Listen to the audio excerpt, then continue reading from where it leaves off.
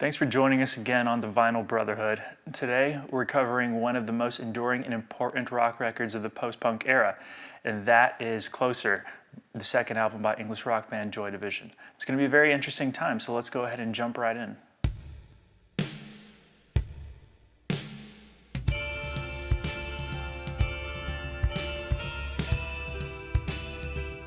Closer was released 2 months after Ian Curtis's very tragic and unfortunate suicide the eve prior to the band touring the United States and Canada.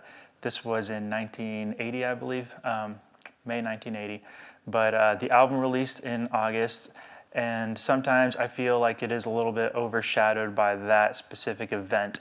And this record, I think, sometimes lives in the shadow of the prior album, their debut, Unknown Pleasures. And that's a fantastic set of songs, or maybe it has something to do with the very iconic album artwork by Peter Saville, one of my favorite graphic designers. But if Closer is not the most important post-punk record, it is definitely the subgenre at its peak. And a part of me is just disgusted that I have to box it into that subgenre, because this album is completely transcendent, completely timeless, and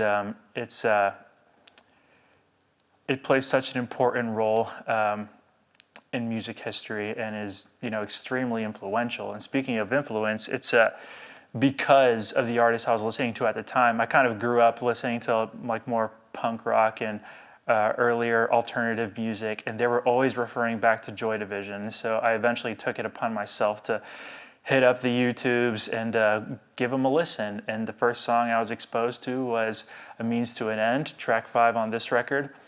And I remember being like so put off by the abrasive vocal delivery and the raw production and the performance being, a little iffy. And I almost felt like, this is so wrong of me to say, but it almost felt like joke music, and I didn't understand it. But I kept coming back to it. I found it very intriguing. And here we are about 15 or 16 years later, and this is one of my favorite albums of all time. It means a lot to me, just speaking on a more personal level, but you can't understate the impact of this record, and I'm so excited to discuss it. So let's go ahead and throw it on the record player, and then we're gonna dive in, go track by track.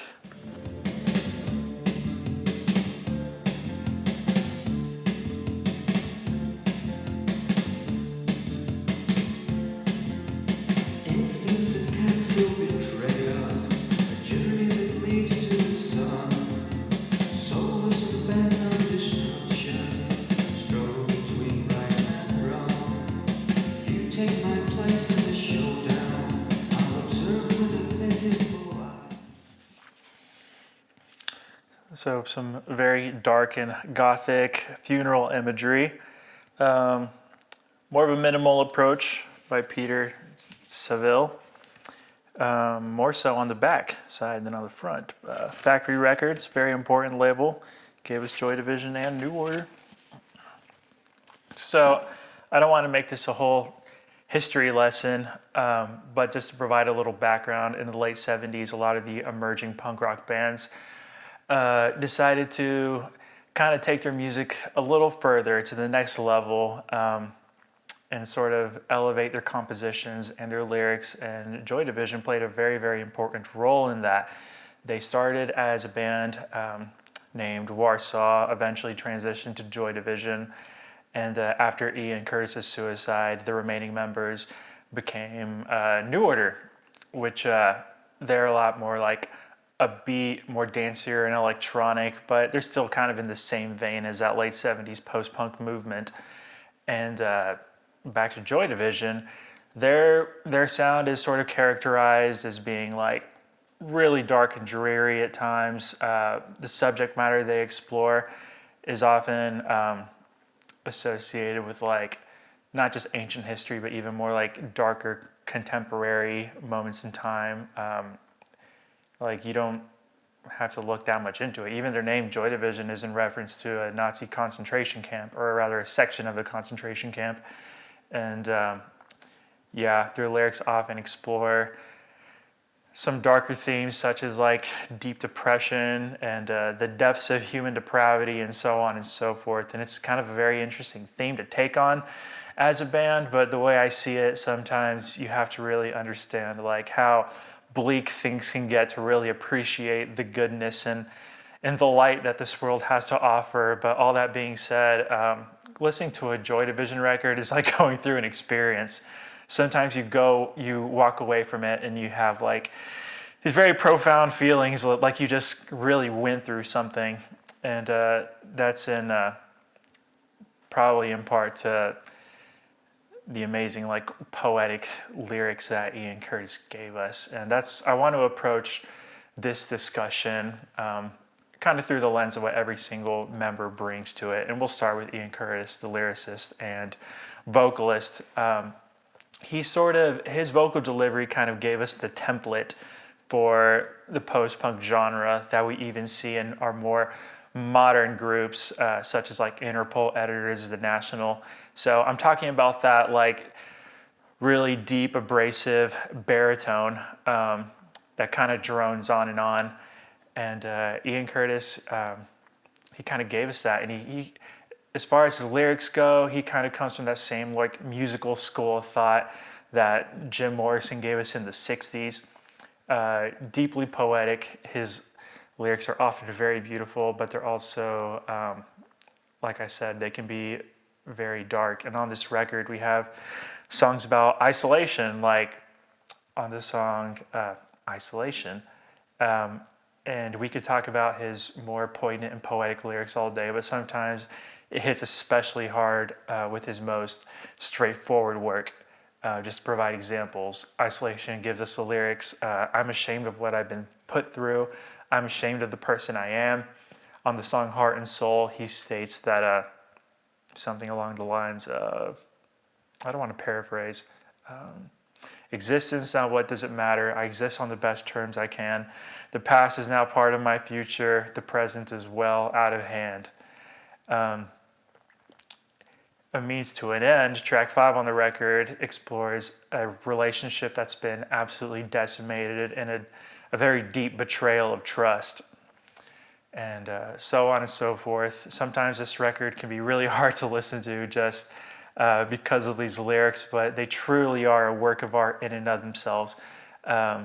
Just read those lyrics sometimes. Don't even like listen to the music with them, and you'll see that just on their own, just of their own merit, that they are truly well done and very, very introspective. And you really do. Sometimes that suffering is just palpable. It's really not, these songs aren't just about someone who's like hurting in the moment. Sometimes it's really just about suffering, just like you feel like you're at the bottom of that endless pit and there's no way out. And it's profound. You feel it in the lyrics and you feel it in the music. So with that, I want to transition to Stephen Morris, the drummer, one of my favorite drummers. The guy is just like so mechanical in the way he plays. He's like a machine, like a robot. The dude's practically automated. And I love his work on tracks like A Means to an End, Heart and Soul, a rhythm pattern that I just find absolutely addicting. And he plays it for 6 minutes straight. And you don't get tired of it. Like sometimes I just hear it in my head, just like on a loop, along with the bass portion of the song. On songs like Atrocity Exhibition, he gives us something a little more like a tribal rhythm, and it's very interesting. So that's all very well done. One of my favorite aspects of this record in general, and it's very memorable. I've never heard anything quite like Stephen Morris's drums on this record, or if you want to talk about his work on a whole, I love what he's done with New Order as well. Peter Hook, the man is a very, or also known as Hooky, the man is a very well-known bassist, kind of a divisive figure in the Joy Division New Order story, but his bass tone is very distinctive. It is often imitated and rarely replicated.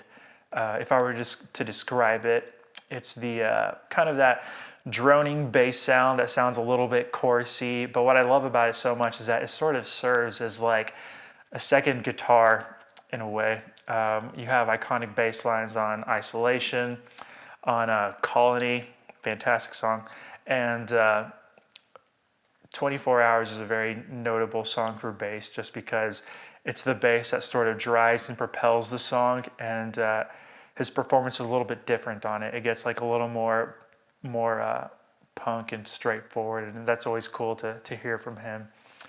And speaking of Peter Hook, I'll kind of sort of a tangent, but we'll talk about Martin Hannett's production on the project. The album has a very raw sound, and Martin Hannett, I don't know how much of that was just his choice or Joy Division's choice as well, but it's kind of going off like the more punk rock ethos and aesthetic.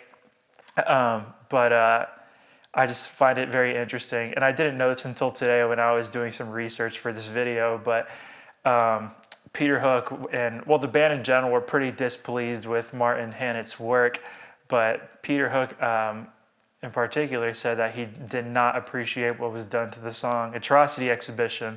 And the guitars, they have like this really abrasive, like wailing guitar in the background, but Peter Hook said that he felt like it was absolutely neutered and described it as being like the sound of a cat being strangled. So, I mean, I thought that was kind of interesting. But yeah, moving on, let's talk about Barney Sumner. He is the guitarist for Joy Division, and he introduces some synthesizers on this record as well, which it's nice to have that variety, and it's very well done and it all feels very cohesive. But what I love about his guitars is that there's a very good range there. You have kind of your cleaner guitar that you hear on the more slower, dirgy sounds, and then on the other end you have the more aggressive, crunchy punk rock guitars, and those performances are just a lot of fun, and they're often very flawed, but due to just like the raw approach that Joy Division take with their music. But we have a very strong variety there thanks to Barney Sumner. So talking about this record as a whole, we have a much more cohesive effort than we had with Unknown Pleasures, and I really feel like they perfected kind of the formula that they had tried to go for on that previous record. So it does feel even a little more focused. The compositions feel a little more accomplished and a little more elevated. And it's nice to bring in those added elements of like that tribal rhythm pattern and those synthesizers that, let me just say, feel absolutely timeless. They don't feel dated or cheesy. This is a record that was recorded in 1979 and released in 1980.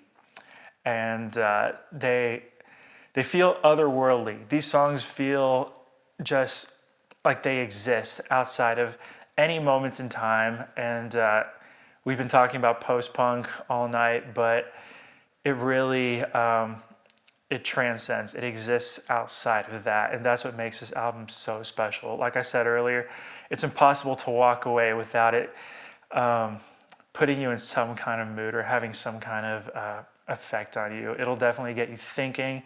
It's very much that kind of record that really leaves you with something. So that's more or less all I have, with the exception of some final thoughts. So let's take it back to the couch and do just that.